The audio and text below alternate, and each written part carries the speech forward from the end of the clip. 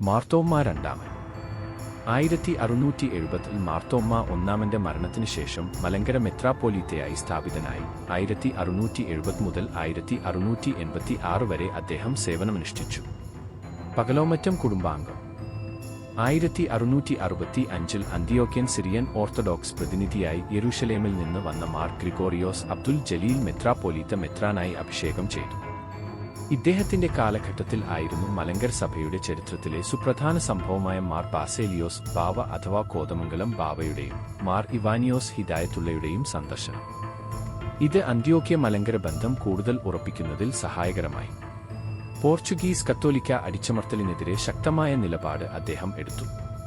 കൂനൻ കുരിശു സത്യം എന്ന സംഭവത്തിന് തുടർച്ചയായാണ് അദ്ദേഹം പ്രവർത്തിച്ചത്.